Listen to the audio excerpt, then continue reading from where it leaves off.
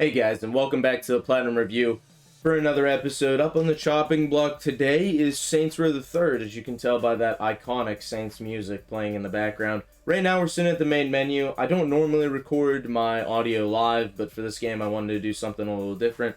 I do actually want to turn the Platinum Review into more of a full game overview, so today I want to go through the options and just take a look at the main menu. And the reason for that is the Platinum Review was kind of started as an idea of taking a look at a game, giving my impression on a game through the eyes of somebody that has 100%ed it. So somebody who has really tried to fulfill all the content requirements that the game asks you to through the achievements.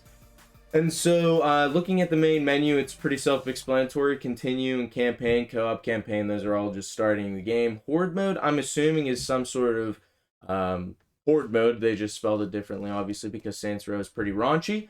DLC, I think everybody owns the DLC for this game. Saints Row the Third, this is actually not the remaster that came out a couple years ago. This is an old version of Saints Row the Third that's still on Steam that I own. I do not own the remaster, and they actually changed a couple things in the remaster that I will get into whenever I talk more about the achievements. They made some of the things a little bit easier, especially since this game doesn't actually have the community feature anymore. So if you go to community, this is where you would be to upload your first character to earn an achievement.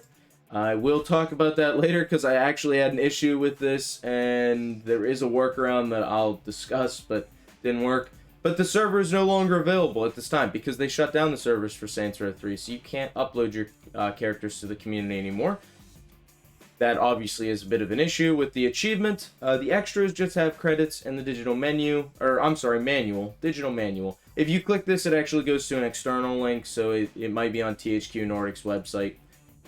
Steam actually did just bring in digital manuals not too long ago, so you can just download them as like a DLC in the game and look at them. Community, sorry, that's not the right menu. I was looking for options. So options, let's take a look at the options together. Controls. Set keys and buttons, they break down everything for you. This game actually has really good options, but it has one thing that I want to talk about that I'm not very happy about. So, general, on foot, car, bike, boat, everything plays pretty similar. All your land vehicles play pretty similar, and then your helicopters and airplanes play with a very similar key concept, I would say, keyscape. So there you go. You can invert your vertical and your horizontal axis. I personally don't like that, but if that's your fancy, I can't even imagine playing that without a mouse, but you can set your vertical and horizontal sensitivity. That's nice to have options. I set mine the same. I like my up and down to be the same as my left and my right. Vehicle camera snap to smart. I never played around with this, but I'm assuming it's the camera snap when you turn your vehicles and such. Gamepad options is just controls for controller. I don't really go into this because I played this game with keyboard and mouse.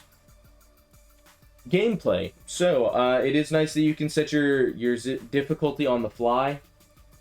Airplane handling has advanced as well. I'm pretty sure it says flight sim down here at the bottom. I'm assuming that means for people with joysticks, advanced controls, maybe if you want to play your airplanes a little bit differently. I don't even think this is worth getting into because I don't think you're playing with airplanes enough in this game. A very solid point of your time will be just driving around town. The show subtitles I always have on, especially for recording purposes. This stuff is nice just so I can talk over things and you guys can still read the subtitles if I do. The vehicle radio, you can turn it so it turns on manually, or you set it manually, rather, whenever you jump into a vehicle. You can have it so it's always on, or whenever you hijack vehicles. I'm not sure what the difference between hijack and always is, but it gives you options, and who doesn't love options? Rotational mini-map just means it turns whenever you change your map. It's nice they have rotational and static. It's nice to have the option. I like pause on focus loss, so whenever, I tab out of the game, I don't have to hear Saints Row playing in the background while I'm Googling something, or if I tab out to talk to somebody. Display, this is kind of where my main issue with the game is. This is what made me want to go over the options menu today, but I don't like that this game only has windowed and full screen. I'll just start right there. Aspect ratio, cool, they have widescreen and standard. I don't really play around with that stuff too much. I play on 1920 by 1080. It's a pretty standard resolution. But display mode, I want to get back into this. So a game does not have borderless window, and I personally am a huge fan of borderless window. That is like my bread and butter. I play it on everything. So since this game doesn't have it, I will shamelessly kind of just plug an application on Steam here that somebody else made and I use and I love it. It's Borderless Gaming. I'll show it up on screen now. It's like $4 on Steam. And what it basically does is it forces any application that does not run in Borderless Window into Borderless Window. Alright, so other than that, the audio settings, they broke everything down into sliders for you. It's nice and well organized. Everything's pretty self-explanatory. Overall volume, kind of like you're shooting. And actually, your effects is your shooting, I'm sorry. The overall volume just controls, it's a master slider, which I do like. The games have that, and I also like whenever they break it down into individual sliders as well. So effects, your shooting, your gunshots, car crashes, stuff like that. Music, the menu music, your in-game music. It's nice to have a slider for that. You can easily just turn this down. Voice chat, I actually ended up figuring out was not voices in... It's not your other people talking, it's the characters in the game. So I did end up playing this game co-op for a few hours with a friend, and when we were playing together, I could hear his voice in chat, in the game chat, which is disabled now, but I think his was set to always on, and I turned this down in the thought of turning him down. That did not work. It actually just ended up silencing all the characters throughout the entire story, before I really realized that that's what this slider was. But now that we've taken a look through the options menu, I just want to continue on right into the Platinum review. Alright, so moving on to the gameplay section of the video here. I don't want to spend too long on the gameplay. I feel like a lot of people have already played Saints Row 3. It is kind of older. What I will touch on is that Saints Row 3 kind of changed the genre. Like, this game really changed where Saints Row's direction went. 1 and 2 were completely different games versus 3, 4, 5, 5 being Gat out of hell.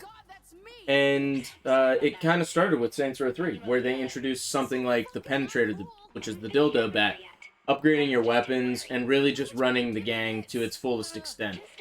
You know, you're on the ground, commanding homies, and buying up stores, pushing out rival gangs, and that's exactly what the campaign is you versus the Deckers and the Luchadors and the Syndicate, and you're just trying to take out their top leader, with the ultimate goal being Killbane. So the point of the game here is kind of just to level up as you play the levels. Everything you do really gives you respect, which is your level, and you go from level 0 to level 50. By the time you hit level 50, you get a lot more unlocks, like infinite sprint, infinite ammo, infinite reloads, or instant reloads. You can upgrade your weapons so they do more damage. And you can use your phone to purchase upgrades for your homies, your followers. You can use it to call in helicopters and VTOLs for your...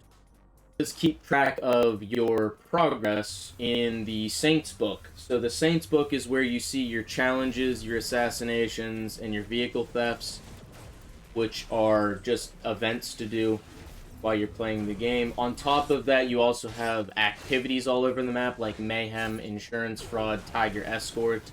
I name those two in particular because I think those were probably my least favorite to play. The Insurance Fraud became a little bit difficult with the AI sometimes not spawning enough vehicles, or the vehicles hitting each other, or dodging you, or really just stopping in the middle of the road and not moving anymore. So it made it difficult to get hit, to really rack up those like combos. But actually, so a trick that I will pass on in this video that I had to find in another video is if you go up to the major highways, the people do not stop on major highways, so they'll just come full force at you. They don't really try dodging you. It's a very easy way to find consistent vehicles. I think it's also because the spawn area in the bridge is very limited. So unless there's land below you, which usually doesn't affect it either, then you're forcing all the vehicle spawns to be in two directions. And so you can really maximize your profits there. I know in co-op, my friend and I had a lot of difficulty with that as well, because when we were both in the same area, no cars would spawn. but when we were apart from each other, maybe only one of us would get spawns. It was very hard to do insurance fraud in co-op as well. And Tiger Escort is another activity that I'm bringing up because that one is like Escort, where you have to drive somebody around, but you have a tiger in the passenger seat, and the tiger slaps you with its paw every once in a while, causing you to veer very hard to the right or to the left, and that causes you to crash a lot, as well as you're trying to dodge pursuers. The people who are trying to catch the tiger, like zookeepers or whatever, are in other vehicles and they're chasing you, and if they get too close to your vehicle, then it annoys the tiger and makes him go crazy. So it's a difficult activity. Past that, though, this game also has 3 DLC. Trouble with Clones, there's a Filming Aliens one where you're a star in a movie, and then last but not least, the Genki Bowl, Murder Bowl kind of thing with Genki. So to briefly kind of just touch on all of them, I think my favorite is probably Trouble with Clones because you get superpowers, which I think they just kind of piggybacked right off of Trouble with Clones to make Saints Row 4. It kind of seems that way because they're very similar abilities in Saints Row 4, but this is kind of where it started. So in Trouble with Clones, you have somebody clones Gat, and he's a brute, and you have to try to go and rescue him. In the Filming with Aliens, you play as a movie star and kind of play through these levels where you're going through different sets for the movie until you finish it. And then Genki Bowl is pretty similar to the Genki events that you're playing throughout the entire game, where you're going through activities, killing mascots, running over people. In this one, because your car shoots flamethrowers, you charge up the flamethrower, you pick up Genki, and you do some activities with him as well as Skyblazing, which is kind of like Trailblazing, but this time you're going through hoops in the air and then landing on roofs and killing mascots. All of them were very good DLCs. They all have 3 levels each, so that's about 9 extra levels in the game. They take about an hour to complete each DLC. The base game is about 5.5 hours if you're just really rushing through the campaign. I would say that it probably took me around 35 hours to beat the entire game and do all the achievement hunting as well. It does take a little bit of time. There's also an achievement called Third and 30, so you have to play this game for 30 hours anyway. So it's easier to just kind of not think about Third and 30, continue doing it, and then if you need to make up some hours in the end, which, if you can beat it in under 30 hours, congratulations. There's a lot going on with the achievements in this game, and as I say that, I kind of just want to roll right into the achievements section. So let's start talking about the achievements. Alright, so the achievements, I'm going to roll them on screen as we talk about these. So we'll start off with the collectibles. In the collectibles category, there is 20 money stacks, there's 20 sex dolls, and 20 drug packages hidden across the map. Once you hit level 20, it is extremely advisable to get the collectible finder out of your phone, and so you can use that when you drive by something. It'll show it on your mini-map, and then you just go and pick it up. Now, there are some collectibles that can only be accessed by air, so those ones you're probably going to have to come back to once you get a helicopter homie or a VTOL homie, where you can just call them into your location and then just fly up and get it. There is gang ops on this map, so there's 32 gang ops to 100% the game. They're like another activity, but you just kind of go over and you kill a bunch of a certain faction's members, and that usually gives you around 2 to 3% completion in an area. Another thing with the gang ops is if you're having trouble figuring out why you haven't 100%ed an area on the map, it's probably because of a gang ops. The trick here to find out what it is that's causing you to be held back on your completion, because there's achievements for completing every section of the map to 100%, or rather owning them 100% on the map. So if you go and you scroll over the area, there's a little legend on the top left of the map. Even if you cannot see the gang ops, like it has not been, the location has not been identified on the map to you, you can still see that you're missing it in the top left. That's kind of how I figured out that I wasn't hitting all of them. There are some that are kind of out of the way, and I also thought that they were like events and were automatically put on the map and just said as unknown if you didn't know where they were. That is not the case. I actually had to look it up and find a map where the gang ops were, and then I just visited every location with a helicopter and cleaned it up. So, past that though, past the collectibles, you have your challenges, assassinations, and vehicle thefts. I know I kind of briefly touched on this in gameplay, but I'd rather explore it here in the achievements because it is an achievement to complete these events. So there are 41 challenges in the game. Some challenges are going to take a lot more time than others, and some you're really going to have to go out of your way for. The longest distance challenge is actually the last challenge that I completed in the game, with it having a ludicrous amount of distance traveled. Luckily, it does count air, ground, and sea, so no matter what you're doing, as long as you're on the move, it counts as distance towards this challenge.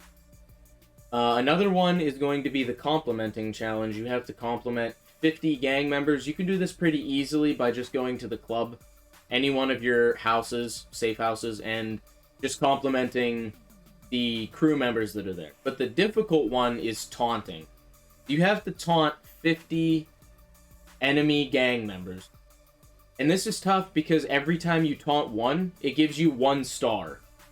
So you can only do it once before having to wipe your notoriety. You can't do it when they're already shooting at you. You have to find somebody that's walking along the road to taunt, do this. So I used a store in an area that was Decker controlled, and then every time I would taunt one guy, I would just kill him and then go back to the store, wipe my notoriety, go back out, find one more Decker. And I rinsed and repeated this for probably about an hour. So that was probably about an hour, maybe an hour and a half of gameplay of just me trying to taunt 50 gang members. This gang member required stuff you have to do earlier on in the game, because the further you push it off, the less gang members will spawn. It'll be harder to find them whenever you're further in and you've already completed too much of a territory. If you own 98% of a territory, it's going to be hard to find people walking along the road because you've now pushed out that gang so much. And you can't do it when they're already shooting at you, so you can't do it in the gang ops areas. It's a little hit or miss. People are kind of out of the jury on that one. Some say you can't, some say you can. I have done it a couple times. If you taunt somebody and in the top right it says taunting and you get respect for it, as in XP, then that means it worked. Moving on from the challenges, though, you're going to have 36 assassinations. These ones are not that difficult. It's going to be a lot of distance traveled just to do these, though. What you have to do is check the challenge, and then go to the area that it's asking you to complete the challenge. Complete whatever it's asking you to tell, whatever it's telling you to do. Maybe you have to compliment a couple people, maybe you have to taunt a couple people. And then maybe it's a police officer, maybe it's a luchador specialist, maybe it's just a guy in bum clothes. But the assassinations are pretty easy. You just go area to area and shoot the targets, and then continue on to the next one. The vehicle thefts are actually a little bit difficult. Notably, the vehicles like helicopters and maybe some cars. Especially the slower moving vehicles where the police can catch you pretty easily. So the way the vehicle thefts work, you have 1 to 6.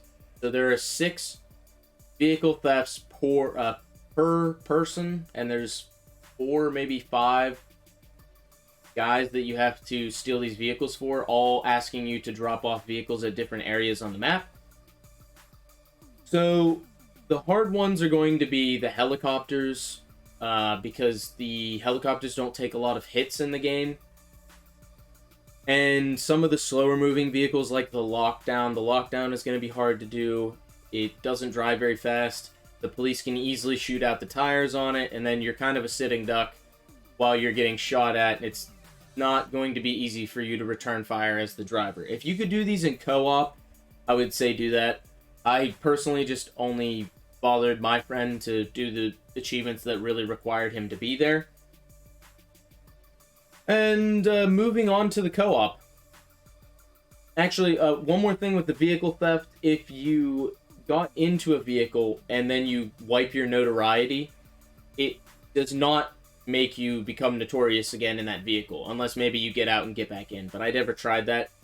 So you can just wipe your notoriety in the vehicle and then drive it to wherever you needed to go without anyone being in your way at all. But, okay, now let's move on to the co-op. So the co-op section of this game has a couple achievements. You have to play for 5 hours with a friend, have to complete the entire story co-op, and you have to complete an instance. You have to complete all instances of activities in co-op. This took me about 8.5 hours from beginning of story to the last activity we had to do on the map. If you use city takeovers in the game, it does count for the achievement Crew of Two, which is the activities achievement. So if you use one, you get one through the story, and if maybe you can buy one through the PDA, like your phone, the upgrade tab, you could save yourself a little bit of time probably on that as well. I did find that my co-op time helped me with the 3rd and 30 achievement, allowing me to get the 30 hours required on the game without playing 30 hours just in my single player, because the 8.5 hours did count. I actually ended up getting it while I was playing co-op. I don't have any footage of me playing co-op because we were kind of just rushing through the game and it wasn't very exciting. We weren't really talking. There was no fun to be had in there. We were straight business, and I got done in about 8.5 hours. So, the co-op achievements are very doable if you have one friend that's willing to put in the time with you. The other achievement that I actually had a lot of difficulty with, and I really want to talk about this one a little bit, is Jumped In. So Jumped In, I spoke about it when I was talking about the main menu. With the community not being a thing anymore in this game, you cannot upload characters anymore. So somebody out there created a mod that allows you to emulate the online portion of Saints Row 3. You do not need this to play co-op, but my emulator Steelport is used to... Essentially, it acts like you're uploading a character to the cloud, but instead what you're doing is uploading it to your computer and saving it locally. And then I think they do have a site where you can actually browse and look at other characters, just like you could do in the community tab when it was still working. But you have a couple options. So you can try to do the modding route. I did try to do the modding route. I don't understand what was going on with it. I couldn't get it to work. I downloaded the emulator. I went into the file to change it, and it wants you to do Notepad as an administrator. Maybe I don't know how to use a computer very well, but I just could not get the file to save correctly to use this mod on Saints Row 3. So I could not get the community tab to work to upload this. So I kind of hit a roadblock there. Luckily, there is a thing on PC where you can cheat achievements. I don't like using it because it feels pretty scummy, but if there is a situation where I run into multiplayer achievements where it is just not practical and impossible to pull a team together to do something like this, and I have done it solo, or in this case, the community tab just doesn't exist anymore. There's no way to do the server, and I really did try. I put about 20 minutes into this. People were saying that this modding method should only take about 5. But Steam Achievement Manager is a program on PC where you can... It scans your games on PC, and you can click achievements and unlock them for yourself. So, unfortunately, that's kind of what I had to do for this one to get the 100%. A loophole to this that I actually noticed with the Saints Row 3 remaster is that they have removed all co-op achievements in the remaster. There is no co-op for 5 hours, there's no instances of activities or completing the story mode in co-op, and they've also removed the Jumped In achievement. So by that logic, I'm not really cheating anything, I'm just giving myself achievements that no one needs to do anymore. In the remaster, this isn't a thing. So, with me playing the old game, unfortunately, I did have to deal with it. The total completion for this game came out to be around 35 hours. I had a pretty good time. My friend and I just, rushed through as fast as we could. If you guys are willing to find a friend to do the old games, or if you're willing to purchase the remaster, I think this is a great one to add to your collection. I hope you guys enjoyed this next episode of the Platinum Review, and if you do, and you want this content to keep coming, please give it a like, subscribe, all that good stuff, and hopefully I see you in the next one.